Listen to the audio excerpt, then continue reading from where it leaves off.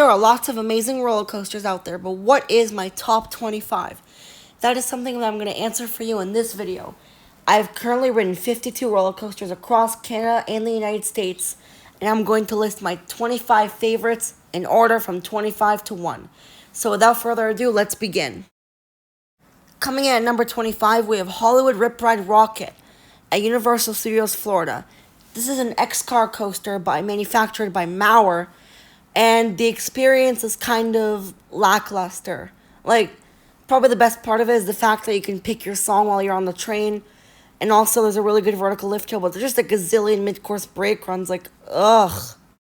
I understand that the mid-course brake runs are for capacity purposes, but if there were a few less of them, then I think this could place a little bit higher on my top 25 because it is a pretty decent coaster, but as of right now, it is only at number 25.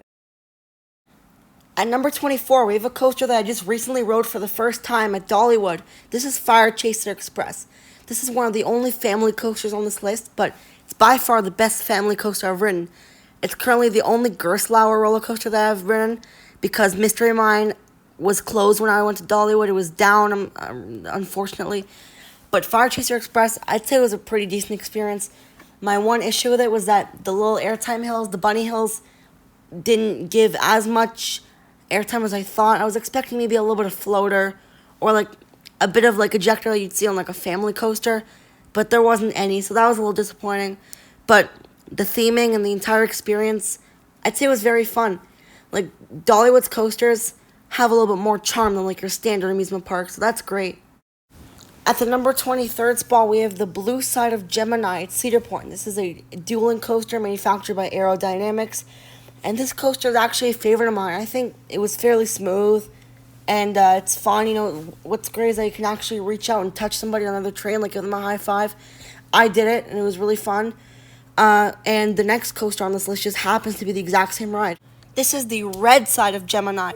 The experiences between the red and blue sides are pretty similar, except when I went to Cedar Point, I do remember the red side being slightly smoother than the blue side, and also I remember winning the race on the red side, and when I was on the blue side, I lost to the red side. At number 21, we have Ridden, also at Cedar Point. This happens to be the only B&M dive coaster I've ridden at the moment, but when Yukon Striker Canada's Wonderland opens, I will also be riding that, so I will be able to compare these two. But as of now, Ridden is the only coaster by B&M, dive coaster by B&M that I've ridden. And I think it's kind of mediocre. I'm not the biggest dive coaster fan, but Ridden does particularly have the vest restraints, which obviously limit the amount of airtime you get. So it isn't the best coaster out there. It's pretty fun. It's a fairly long ride. I do like this slow-moving zero-G roll right there, but Ridden's okay. At number 20, we have the first of 3 Alpine coasters to be featured in my top 25. This is ROCKIT Top Mountain Coaster. It's the world's longest Alpine coaster and also happens to be right across the street from Dollywood. I did like this coaster a lot. However, I don't like how there's a few separate lift hills. I prefer there's just one really long one, so once you have speed, you don't have to worry about coming to an abrupt stop, but this was still a very fun Alpine coaster. The next coaster on this list happens to be just about 10 minutes away from the previous roller coaster. This is Smoky Mountain Alpine Coaster, an Alpine coaster manufactured by Weekend, if that's how you pronounce it, in Pigeon Forge, Tennessee. This coaster really is a true classic. It feels a lot like ROCKIT Top Mountain Coaster. It doesn't have as much theming and rock work and stuff, but I do like how it has one extremely long lift hill you could take in the view, and then you have about a 2-minute long ride experience. And it's very, very fun. It's very graceful. Obviously not very intense, but you have some pretty good airtime moments almost, some nice bank turns. And overall, just a very fun, enjoyable coaster. Next, we have ROUGAROU, a B&M floorless coaster at Cedar Point. Now, this coaster often gets mixed feelings.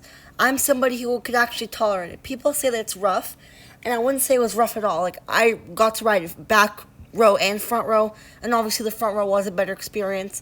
But all you have to do is just keep your head forward and be prepared for some of the rougher elements. The corkscrew is not the smoothest in the world.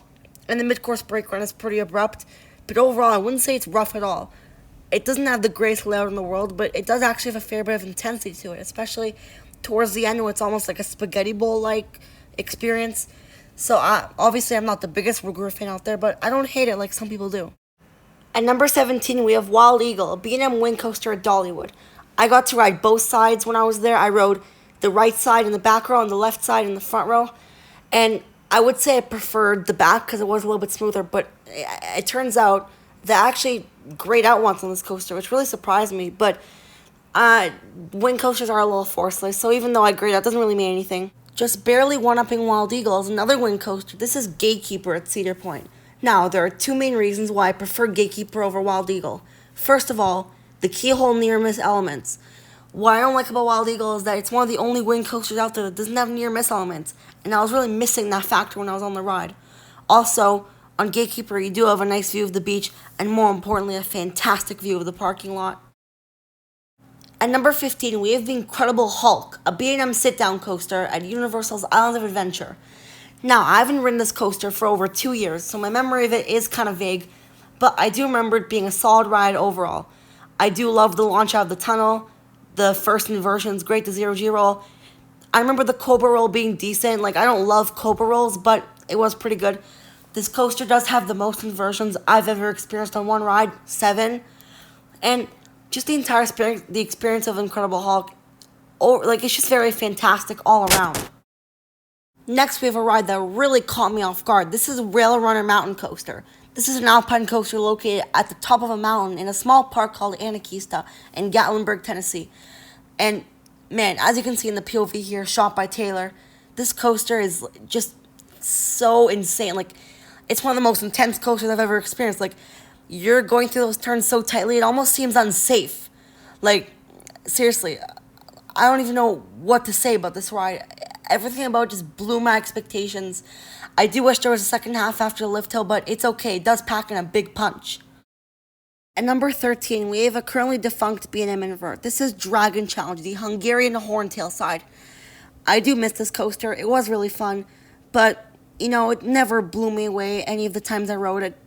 But whatever is replacing it is probably going to be a lot better. What is it going to be, like the Intamin launch? Anyway, I really did enjoy Dragon Challenge. If it dueled, if it was even allowed to duel, then I think I would have enjoyed it more.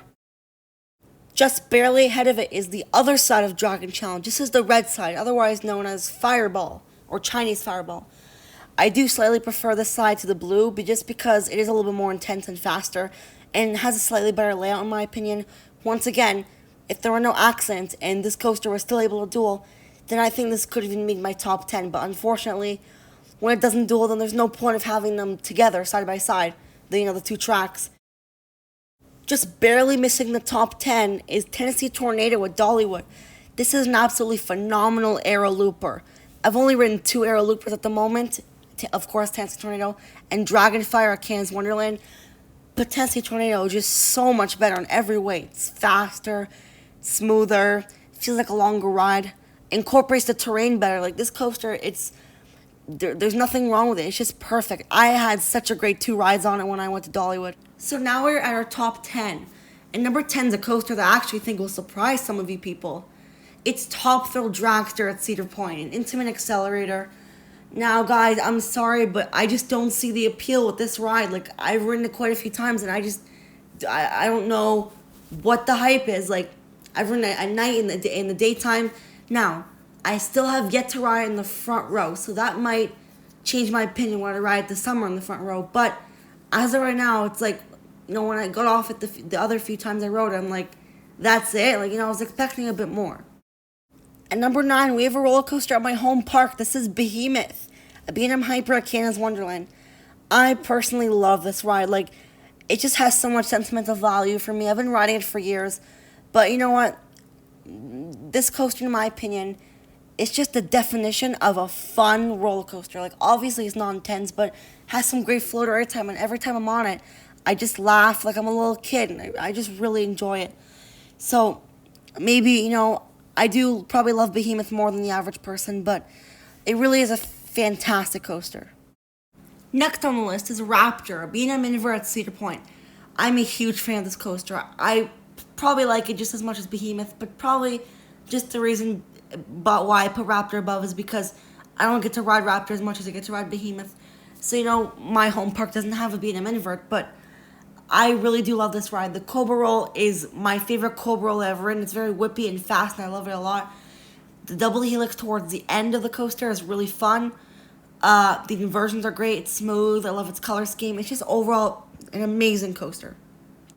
At number 7, we have the final B&M coaster on this list. This is Leviathan at Canada's Wonderland. Now, this coaster I've ridden more times than any other roller coaster on the planet. And honestly, I've gotten sick of it. To the point where sometimes I go to Canada's Wonderland, I don't even ride it. Well, then what else would I do at Canada's Wonderland? Anyway, Leviathan has the airtime, it has the speed, it has the height, but it's just missing that oomph that I expect in other roller coasters. But maybe because I've ridden it so many times, I get sick of it because I take it for granted. But I don't love Leviathan anymore. When I first rode it, I was blown away, but now not so much. Next up is a ride that I did not expect to like more than Leviathan, but when I rode it, I did. This is Thunderhead at Dollywood. I really had a blast on this ride. I was just had my hands up the whole time, feeling the airtime. Really, very fast, very quick paced coaster, and I loved every second of it. I rode it in the back row, and then I rode it again in the middle, I believe. And I love the station flyby. Everything about this ride is just great. I'm a big fan of it. At number 5, we have a coaster that some say is the greatest in the world and others say is the most overrated in the world.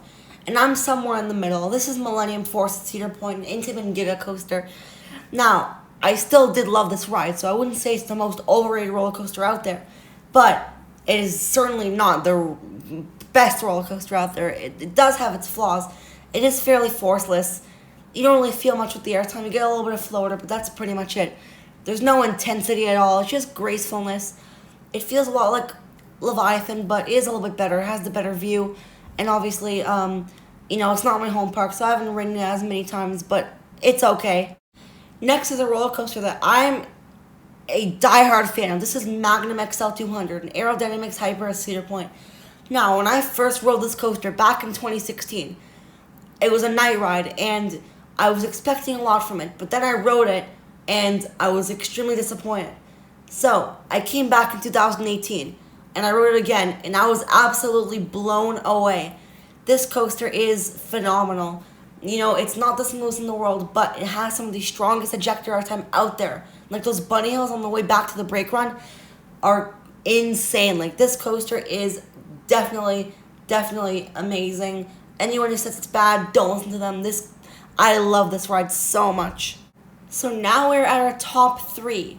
Number 3 is Maverick at Cedar Point, an intimate blitz. This coaster is phenomenal. It's even more phenomenal than Magnum. I know I was raving a lot about Magnum, but Maverick really is. This is my type of ride. It has a beyond vertical drop, 2 launches, insane snapbacks, rock work. It's just the full package. You get airtime. Now, my one complaint is that I do wish it had lap bars and not the intimate padded over-the-shoulder restraints. They're not bad by any means, but if it had a lap bar, then you would feel a little bit more exposed. But this coaster, it's just everything you could possibly want. It's the full package. So that's why I love it so much. This tunnel here, it was updated for the 2018 season. But yeah, this POV, ugh. Next, we have Lightning Rod at Dollywood, an RMC-launched wooden coaster.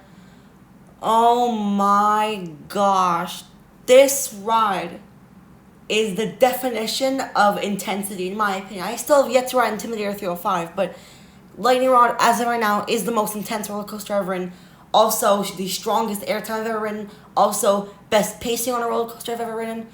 It's phenomenal. Guys, you need to go out and ride Lightning Rod if you haven't already. I have a full review and posted on my channel, so if you want more in-depth details, go there.